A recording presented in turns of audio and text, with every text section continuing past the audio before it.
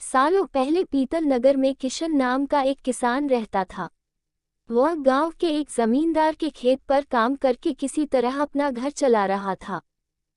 पहले किशन के भी खेत थे, लेकिन उसके पिता के बीमार होने के कारण उसे अपने सारे खेत बेचने पड़े। मजदूरी में मिलने वाले पैसों से पिता का इलाज कराना और घर का खर्च चलाना मुश्किल हो रहा था। वो हर दिन सोचता कि कैसे घर की स्थिति को बेहतर किया जाए। आज भी इसी सोच के साथ किशन सुबह सुबह जमींदार के खेत पर काम करने के लिए निकला। खुदाई करते समय उसकी कुदाल किसी धातु से टकराए और तेज आवाज हुई। किशन के मन में हुआ कि आखिर ऐसा क्या है यहाँ। उसने तुरंत उस हिस्से को खोदा तो वहां से एक बड़ा सा पतीला निकला।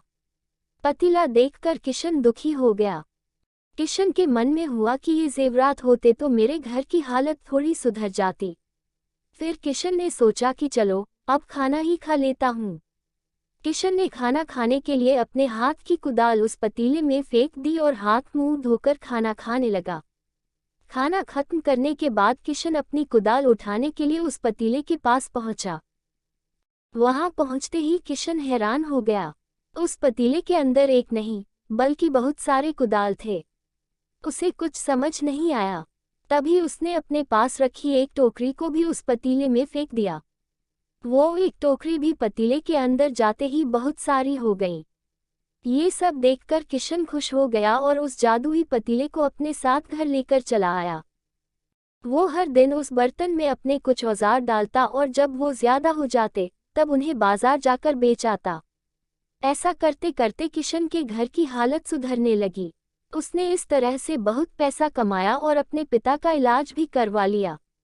एक दिन किशन ने कुछ गहने खरीदे और उन्हें भी पतीले में डाल दिया।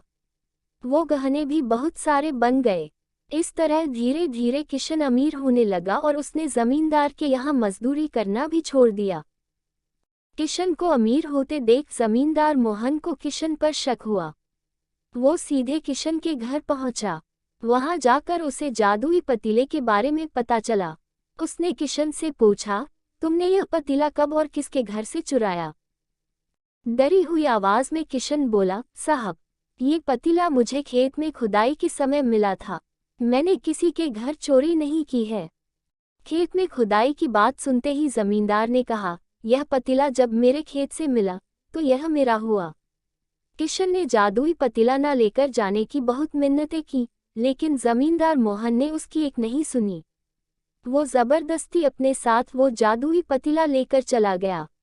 जमींदार ने भी किशन की ही तरह उसमें सामान डालकर उन्हें बढ़ाना शुरू किया। एक दिन जमींदार ने अपने घर में मौजूद सारे गहने एक एक करके उस पतीले में डाल दिए और रातों रात बहुत अमीर हो गया। एकदम से जमींदार के अमीर होने की खबर पीतल नगर के राजा तक पहुंच गई। पता लगाने पर राजा को भी जादुई पतीले की जानकारी मिली। फिर क्या था, राजा ने तुरंत अपने लोगों को भेजकर जमींदार के यहाँ से वो पतीला राजमहल मंगवा लिया।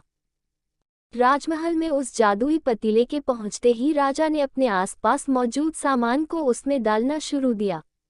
सामान को बढ़ता देखकर राजा दंग रह गया।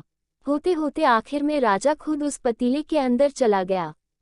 देखते ही देखते उस पतीले से बहुत सारे राजा निकल आए। पतीले से निकला हर राजा बोलता, मैं पीतल नगर का असली राजा हूँ, तुम्हें तो इस जादुई पतीले ने बनाया है। ऐसा होते होते सारे राजा आपस में लड़ने लगे और लड़कर मर गए।